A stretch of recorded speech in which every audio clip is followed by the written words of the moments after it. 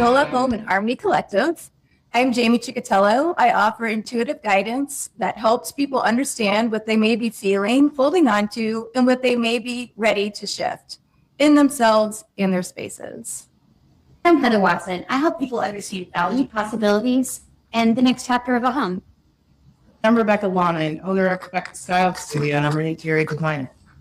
I'm Ellie Melville, professional organizer and founder of Straighten Up with Ellie. I help people create calmer, more functional spaces and systems. So I have my good friend with me, Andrea. Hi. And Andrea is in the New Orleans public education system. And so she's here to give us a few tips. So go ahead and tell us about yourself and your background.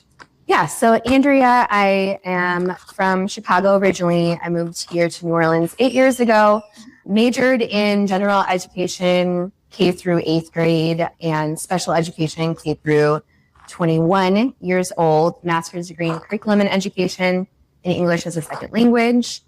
Worked as a special ed teacher for 13 years, so that's more of my background, which kind of informed what I do now. The last school that I worked at in Chicago was a therapeutic school using a relational approach. So I really started to get into more of the mental health side of things at the school and social emotional issues. So moving here to New Orleans, I've been working at Homer Plessy School at the middle school for all of my years here. This will be my 9th year there. Started out as a special ed teacher. We saw a need for the role that I'm in right now. So we created that role and created that space and support for students. Awesome. So now I'm the director of behavior intervention and social emotional learning at the school. So kids, before they're evaluated, before they're referred for any further services, we go through interventions, provide a safe space for them and supports. I probably get up to little shenanigans too. Yes, it's middle school. And honestly, I had my own stuff, as we all do in middle school, and seeing that need and kind of getting ahead of some of those needs for the students. This is stuff I grew up going to Catholic school. I didn't know about any of this at the time. So now I write and design our social emotional learning curriculum at the school that the teachers teach, the community building circles that they have every week. I run skills groups, managing emotions, coping skills per grade level, behavior intervention, and then overall social emotional learning support. So this is your current role. Yes. We would like to hear more about your role in education and what brought you to teaching kids in the first place. So I guess to start it all, my dad was a teacher. So he was a teacher for 48 years, also my teacher. He was the only public speech teacher in the school. So that was ingrained in me from a young age. And a great job speaking. Thank you. He'll be hopefully impressed. I'm sure he'll have some pointers too. Tell us. Yeah, so I think that initially kind of inspired that route in, working for the greater good. And then in middle school, I was always kind of an old soul, I guess. I started tutoring kids, even though I was a kid, and then tutoring especially kids with special needs, and really found that I enjoyed it and continued on with it throughout high school, college, and here I am now. So it's always just come natural to me too. It just feels very aligned with my strengths. Okay. And so how do you design your space at school to support the whole school community? Yeah, so I specifically have what we call the wellness room. I'll say most kids just say the room number. It's a mouthful. But it's this beautiful 3rd floor corner space. So lots of windows. I really have a clutch spot. Lots of natural lighting. Did you ask for it? No, it was just so it's just a beautiful space regardless. And then I tend to have a space where I have a lot of different kids at the time. If I'm running a group, I might have other kids that need self-regulation support, need a space, need a movement break even. So I have little stations set up throughout the room, different self-regulation skill strategies to use. So there's a drawing station, there's an aromatherapy station, there's a kinetic sand station, all of that. And then I have a carpet, coffee table, alternate seating. I try to make it as comfortable but not too comfortable. Right. Because there is a time limit and we need you. But for the time being, I actually had a girl 3 years ago, and she comes in there and settles in for skills group, and she's like, "Oh my gosh, this is like heaven." I was like, "Wow, that's very sweet." School's not so much. For the next 10 minutes, yes. So yeah, that's how we design, or how I design that space. Yeah. And then in general, all of the classrooms have a calm corner. Yeah. So the students can self-regulate in the room. That is like the first action if they need to move into a different space. And two, I think that kids have, especially special children, our special children, they have sensory issues and things like that. I know from experience, and that. Yes. And I tell you, I think that that's lovely that you think about your surroundings for the children. I think Oh yeah, and all of us need a moment sometimes. Yeah, we all Sometimes need to I self-regulate. need a moment, and I will Yes. say that to the students and model for them. Like, okay, I need a few deep breaths. Yes. And I think that's really important with modeling, and we'll come back. So what do you hear from parents is the biggest challenge for them during a school year? And do you have any tips on how to get ahead of those challenges?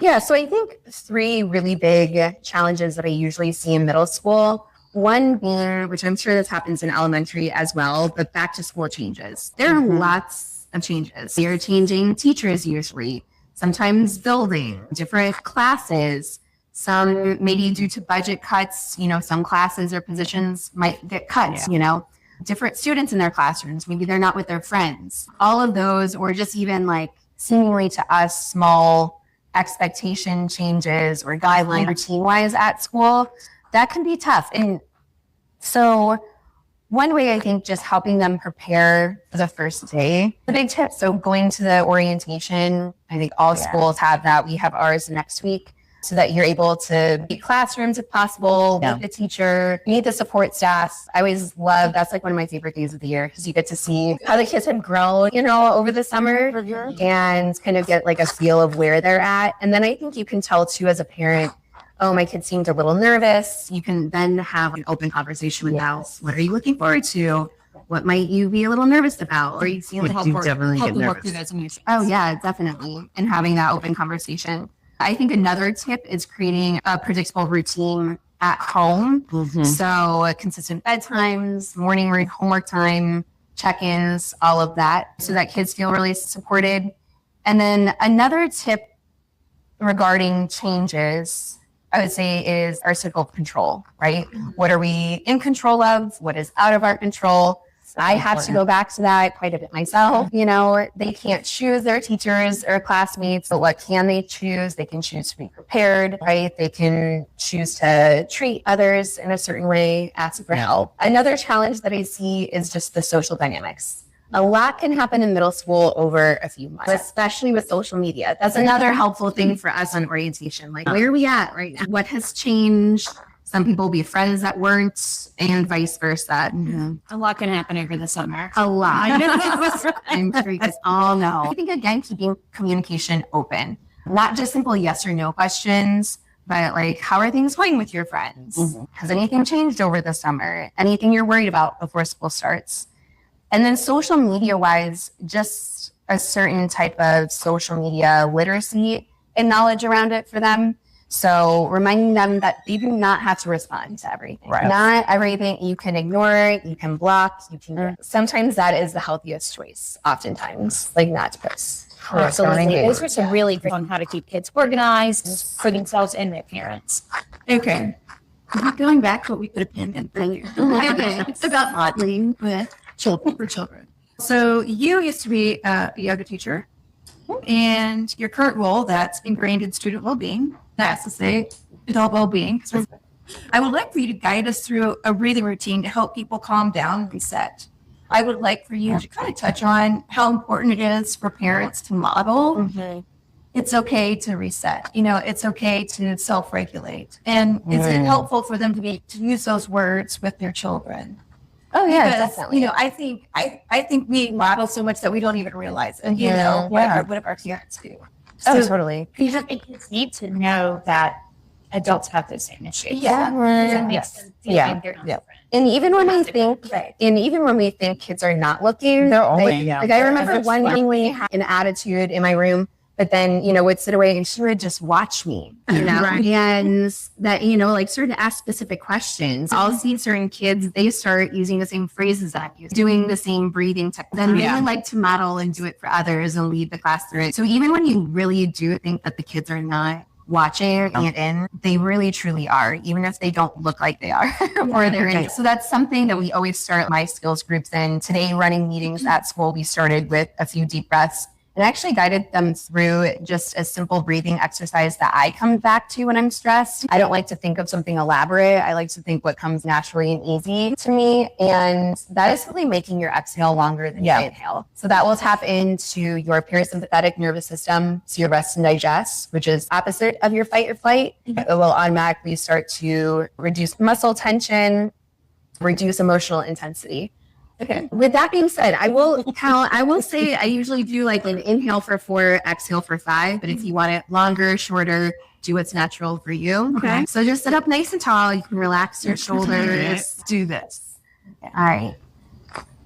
And then maybe just focus your eyes down towards the ground or out in front of you, or even close down your eyes. Before counting, let's just take a regular deep breath in through the nose.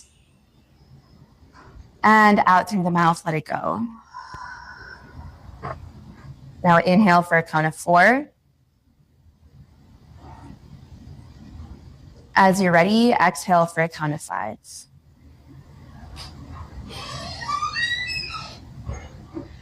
Inhale for 4. And exhale for 5. Breath in. And full breath, let it go. Release the counting of your breath as you're ready. Notice how you feel. And slowly just return yourself back to the space. Open up your eyes. I feel great. I feel better. I work I need to just driving here. Yeah, I know. These people don't know how to drive. We can close your eyes and take deep breaths while you're driving. I can't do that. Not too relaxing. That's that. And they can use this breathing in the morning. Oh yeah, whenever, anytime. And you want to use something that's simple that will just become second nature to your child, right? Yeah. And there's so many different ones. I mean, I use the same one, and I oftentimes with myself, with my kids, I'll imagine a color that I'm breathing in, a color that I'm breathing out and releasing. So just kind of going is all Focus on. yeah, definitely. And even sometimes my kids, quite honestly, they'll come up with their own way of doing it, and then they'll have their own imagination, their own ideas of how they rate their breath. Yeah. So I think also keeping it open-ended, having some conversations about it. Wonderful. Okay, well, thank you so much. And now we have an exercise that we can use. Yes. And I really appreciate you bringing in the tips for the students and for the parents, because you always talk about community. And I sometimes think that we forget, like parents and students and teachers, we are all the community. So thank you so much. Thank you guys for having me. Of course. Okay, everyone, thank you so much for joining us with this episode of No Logo in Harmony Collective, and we will see you again soon. Okay. Bye.